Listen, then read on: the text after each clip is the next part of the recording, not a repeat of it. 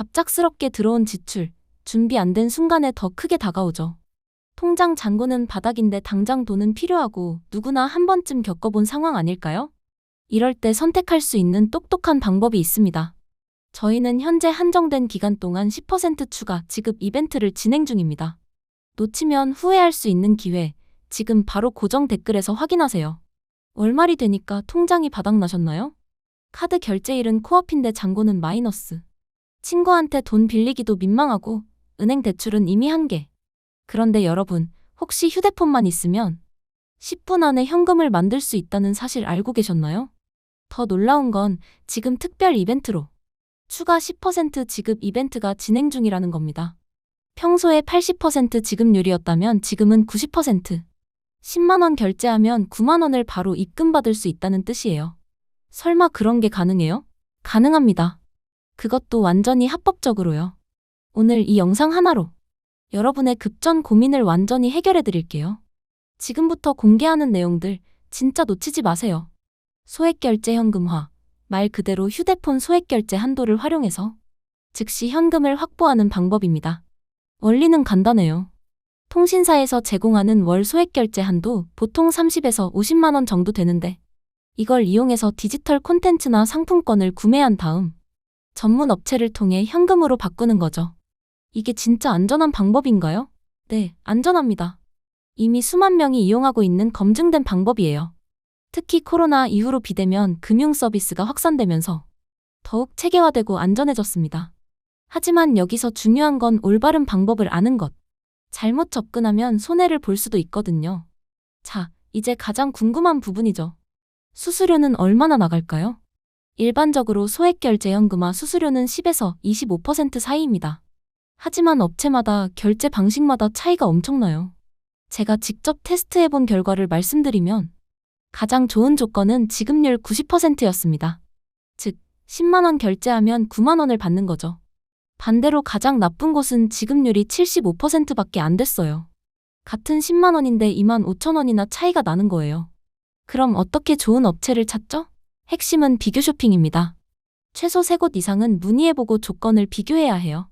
그리고 현재 진행 중인 추가 10% 지급 이벤트 같은 경우 한정된 기간에만 제공되는 혜택이니까 지금이 가장 좋은 타이밍이라고 볼 수 있습니다.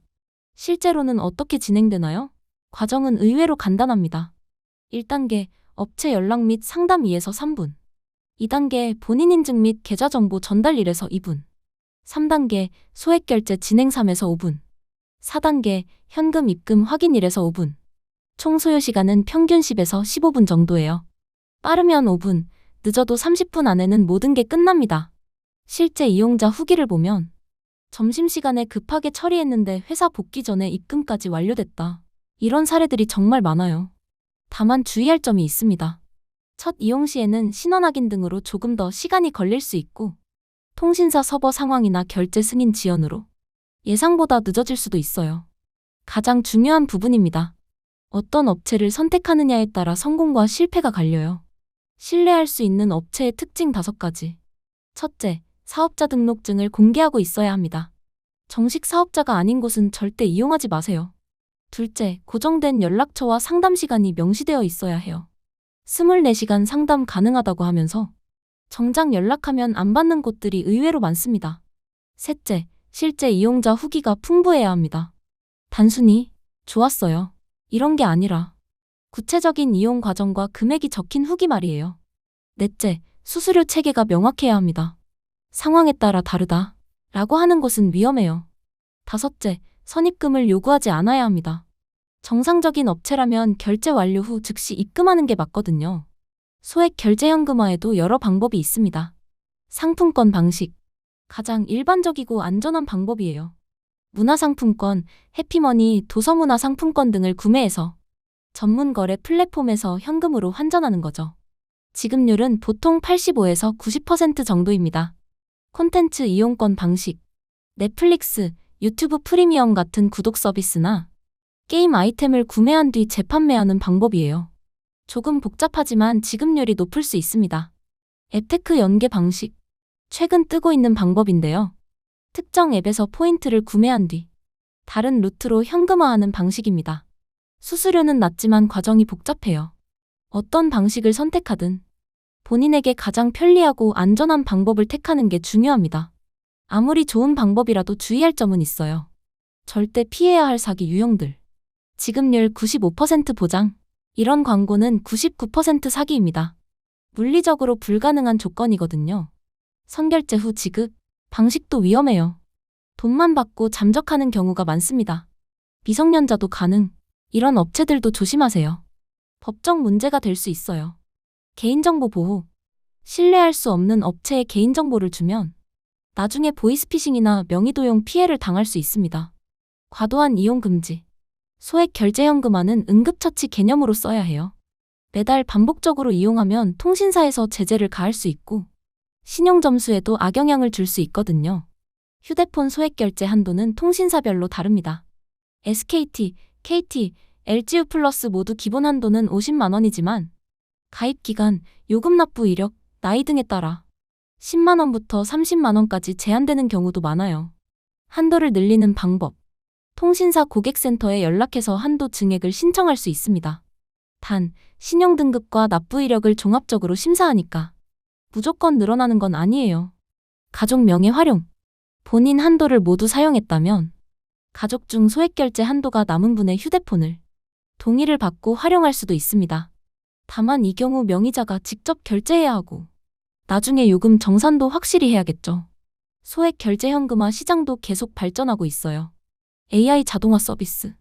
최근에는 챗봇을 통해 24시간 자동으로 상담부터 입금까지 처리하는 업체들이 나타나고 있습니다. 사람 상담원과 통화할 필요 없이 모든 걸 온라인에서 해결할 수 있어요. 블록체인 기반 서비스. 암호화폐와 연계해서 더욱 빠르고 안전한 현금화 서비스도 개발되고 있어요. 정부 규제 동향? 한편으로는 정부에서도 이런 서비스들을 어떻게 관리할지 고민하고 있습니다. 하지만 기본적으로 합법적인 거래이기 때문에 완전히 막기는 어려울 것 같아요. 오히려 더 투명하고 안전한 방향으로 제도화될 가능성이 높습니다. 실제로 소액결제 현금화를 성공적으로 활용한 사례들을 소개해드릴게요. 사례 1. 대학생 A씨. 등록금 납부일을 깜빡한 A씨는 휴대폰 3대 본인, 부모님을 활용해 총 120만 원을 2시간 만에 현금화했습니다. 각각 40만 원씩 한도를 이용해서 지급률 88%로 처리했죠. 수수료를 제외하고도 105만 원을 확보해 무사히 등록금을 납부했어요. 사례 2. 직장인 B씨. 결혼식 축의금이 갑자기 필요했던 B씨는 상품권 방식으로 50만 원을 현금화했습니다. 금요일 저녁에 급하게 처리했는데도 30분 만에 45만 원이 입금되어 주말 결혼식에 참석할 수 있었다고 하네요. 사례 3. 자영업자 C씨. 코로나로 매출이 급감한 C씨는 월세 납부를 위해 가족 명의까지 동원해 총 200만 원을 현금화했습니다. 여러 업체를 비교한 결과 평균 지급률 87%를 달성했죠. 이런 사례들에서 볼 수 있는 공통점은 미리 계획을 세우고 여러 업체를 비교했다는 겁니다. 급하다고 해서 아무 곳이나 이용하면 손해를 볼 수밖에 없어요. 고수들만 아는 비밀 노하우. 첫째, 여러 통신사를 동시에 활용하세요. SKT, KT, LGU+ 각각 다른 한도를 가지고 있으니까 더 많은 현금을 확보할 수 있습니다. 둘째, 시간대를 잘 선택하세요. 오전 10시, 12시, 오후 2시, 4시가 가장 빠른 처리 시간을 보여줍니다. 점심시간이나 퇴근 시간에는 상담원 연결이 어려울 수 있어요. 셋째, 정기적으로 한도를 체크하세요. 매월 1일에 한도가 리셋되니까 미리 얼마나 사용 가능한지 확인해두는 게 좋습니다. 많은 분들이 궁금해하시는 부분이죠. 소액결제 현금화는 합법인가요? 네, 완전히 합법입니다. 본인 명의로 정당하게 결제하고 정식 사업자를 통해 거래하는 것이니까 어떤 법적 문제도 없어요. 다만 타인 명의를 도용하거나 사기적인 방법으로 이용하면 당연히 불법이겠죠. 세금은 어떻게 되나요? 소액결제 현금화로 얻은 수익은 기본적으로 기타 소득에 해당합니다. 하지만 연간 300만 원 이하라면 별도 신고 의무는 없어요. 그 이상 이용하시는 분들은 세무사와 상담 받아보시는 걸 추천드립니다. 통신사에서 제재를 가할 수 있나요? 과도하게 이용하면 소액결제 한도를 제한할 수 있습니다. 하지만 적정 수준에서 이용한다면 전혀 문제될 게 없어요. 월 한도의 80% 이상을 매달 사용하면 주의 대상이 될 수 있으니 참고하세요. 자, 지금까지 소액결제 현금화에 대한 모든 것을 알려드렸습니다. 핵심만 다시 정리하면 휴대폰 소액결제로 즉시 현금 확보 가능, 평균 지급률 85에서 90%, 현재 추가 10% 이벤트 진행 중, 소요시간 10에서 15분 내외, 검증된 업체 선택이 가장 중요, 응급 상황에만 제한적으로 이용할 것, 완전히 합법적이며 세금 문제도 크지 않음, 실전 노하우를 활용하면 더 효율적으로 이용 가능. 마지막으로 한 가지만 더 말씀드리면 이런 금융 서비스는 결국 임시방편일 뿐입니다. 근본적인 가계관리와 재정 계획이 더 중요하다는 걸 꼭 기억해 주세요. 그래도 정말 급할 때는 오늘 알려드린 방법들이 큰 도움이 될 거예요. 특히 현재 진행 중인 추가 10% 지급 이벤트는 언제 끝날지 모르니까 필요하신 분들은 서둘러서 이용해 보시길 바랍니다. 이 영상이 도움이 되셨다면 좋아요와 구독 부탁드리고 댓글로 궁금한 점들 남겨주시면 하나하나 답변해 드리겠습니다. 더 자세한 정보와 업체 추천은 고정 댓글에 정리해 놨으니 꼭 확인해 보세요. 지금까지 시청해 주셔서 감사했습니다.